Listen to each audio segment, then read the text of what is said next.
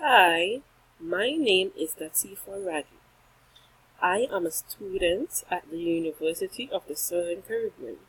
I am currently pursuing a bachelor's degree in Human Resource Management. International compensation. For the scripture saith, Thou shalt not muzzle the ox that treadeth out the corn, and the labourer is worthy of his reward. 1 Timothy 5:18.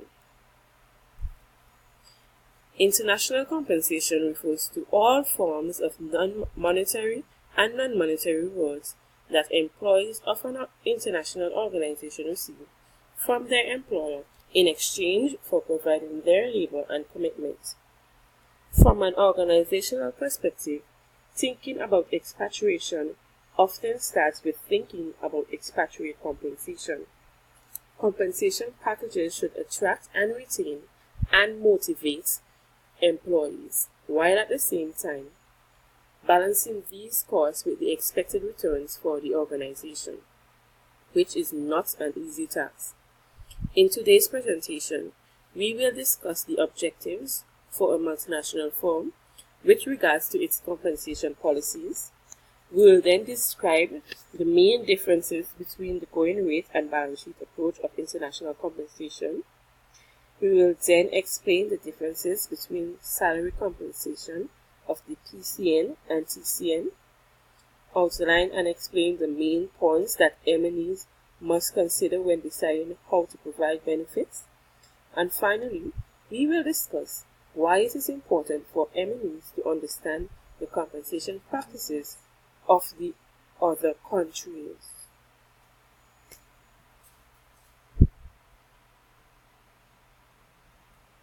Discuss the main objectives for a multinational firm with regards to its compensation policies.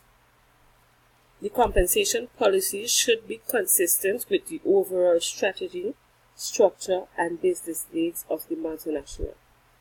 They must be sufficient to attract and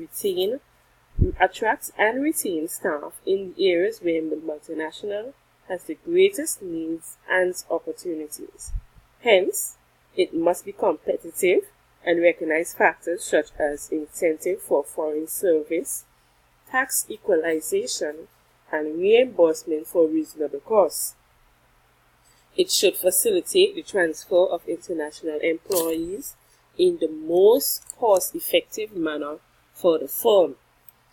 It must give due consideration to equity and ease of administration. We will then describe the main differences between the balance sheet approach and the going rate approach of compensation. The advantages of the going rate approach are equity with the local nationals, simplicity, identification of host country, equity among different nationalities. The disadvantages are there are variations between assignments for the same employee. There are variations between expatriates of the same nationalities in different countries. And there are potential re-entry problems, which can cause a lot of problems in the business. The balance sheet approach.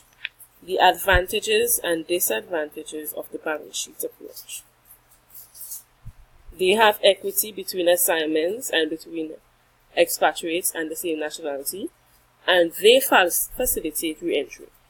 So, the going rate approach does not facilitate re-entry, or it facilitates re-entry problems, and the balance sheet approach, it facilitates clear re-entry, and they are easy to communicate with the employers. The disadvantages, however, it can result in great disparities between expatriates of different nationalities, between expatriates and local nationals, can be complex to administer, and may entail difficulty to attract human capital. And that is a really big problem.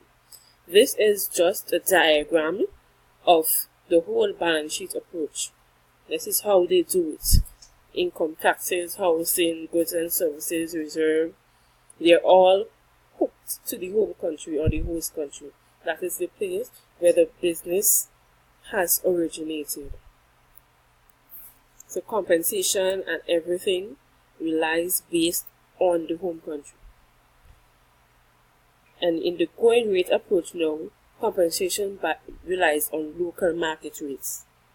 So that's in the local country where the business is now situated.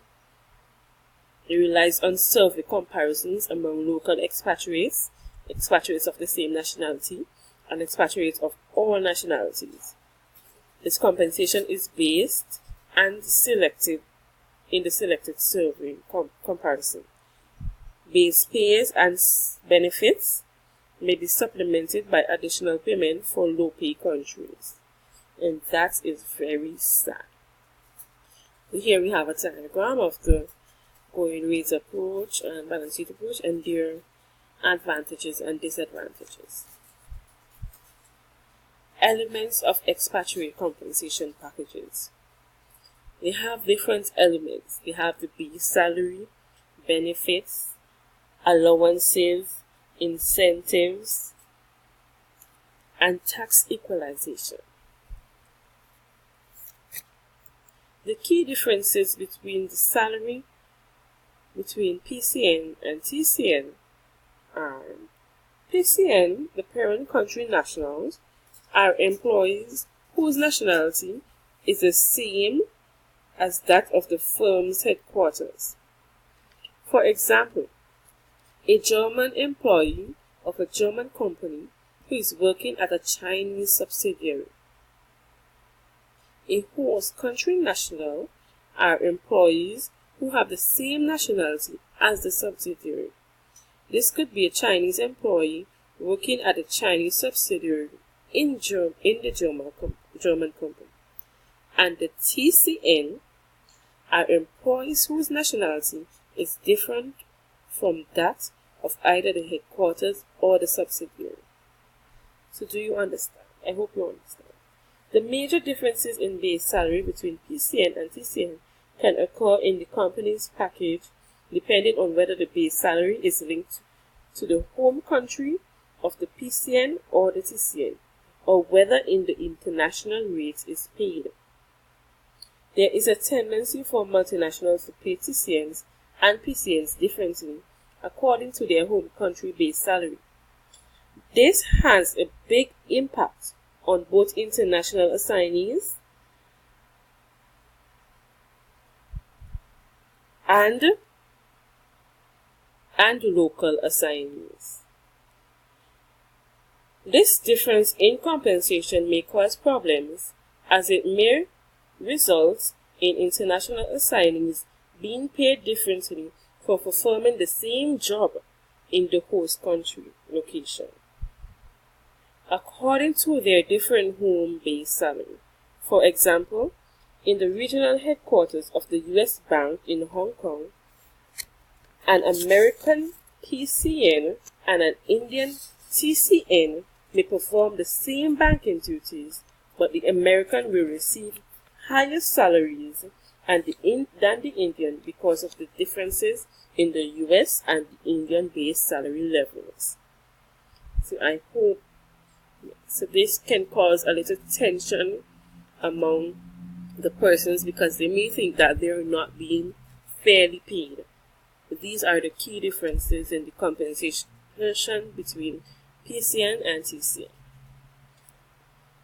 We will now outline and explain the main points that MNEs must consider when deciding how to provide benefits. They must decide whether or not to maintain expatriates in the home country programs, particularly if the firm does not receive a tax deduction for it. They will then decide whether firms have the option of enrolling expatriates in home country, in host country benefit programs, and or making up any difference in coverage. They have to decide whether expatriates should receive home country on host country social security benefits. Multinationals need to consider the extent to which specific practices can be modified in each country to provide the most tax-efficient, appropriate rewards for PCNs, TCNs, and HCNs with the framework of the overall compensation policy.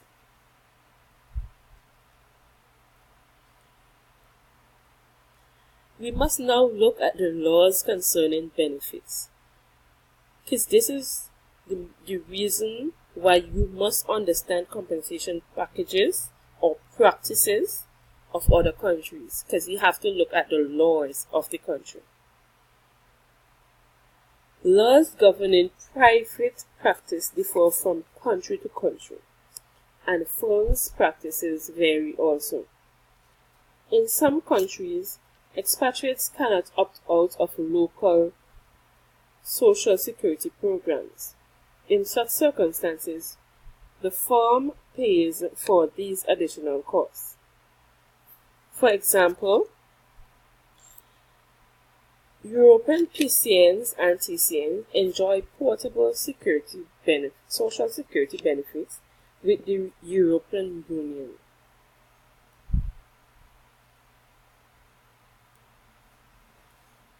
The difficulties in international compensation are not compensation so much as benefits. Pension plans are very difficult to compare or equalize across nations, as cultural practices vary endlessly. Transportability of pension plans, medical coverage, and social security benefits are very difficult to normalize. To conclude, it is always important to consider the concept of wholeness, because we are one, with regard to the goals of compensation packages. The concept refers to the organization's desire to ensure that the expatriate does not experience an overt gain or loss when elements of the compensation packages are combined. Wendland 2003. While finding a balance between the organization's and the expatriate's perception of wholeness can sometimes be difficult, the intention of keeping the employee as a whole by not letting expatriates experience drastic lifestyle changes are paramount. References: Dowling, P. J. Feston, International Human Resource Management, Managing People in a Multinational Context. Wendland, a new practical guide for determining expatriate compensation and comprehensive model. You can go to these books and do further reading in understanding international compensation. I want to thank you guys for viewing this presentation. Please have fun with human resource management. And always remember, there is compensation in all things. Bye.